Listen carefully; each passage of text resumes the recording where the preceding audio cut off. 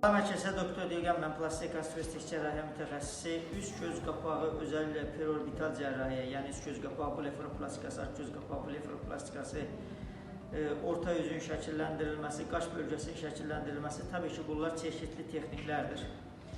Üst göz qapağında ümumiyyətlə cərrahi indikasyonu daha çox görmə alanının, görmə məsafəsinin, görmə kəskinliyi ilə əlaqəli deyil. Görmə alanının azalması və ya üst göz qapağında artıq yükə bağlı olaraq xəstələr bizə müraciət edir. Bəzən də qadınlarda özəlliklə qaşla göz arasındakı, üst göz qapağı arasındakı fold dediyimiz bölgəyə kosmetik vasitə çəkəmədikləri üçün və ya çəkdiklərində o bölgə dağıldığı üçün estetik görünüş səbəbilə bizə müraciət edirlər. Burada təməl iki faktor var, ya qaşın pozisiyası yetərsiz olur, yəni qaş aşağıya doğru yenmiş olur, ya da ki, qaşla birlikdə üst göz qapağı, qaş həm aşağıda olur, həm də üst göz qapağında artıqlıq olduğu üçün cərrahi etmək lazım olur. Dolayısıyla da bu xəstələri çox net dəyərləndirmək lazımdır. Əgər qaş aşağıda isə, üst göz qapağında artıqlıq varsa, ilk öncə qaş şəkilləndirilməsi ilə birlikdə üst göz qapağındakı fazlalığı da rezeksiya eləyərək o bölgəni şəkilləndirməmiz lazım olacaq.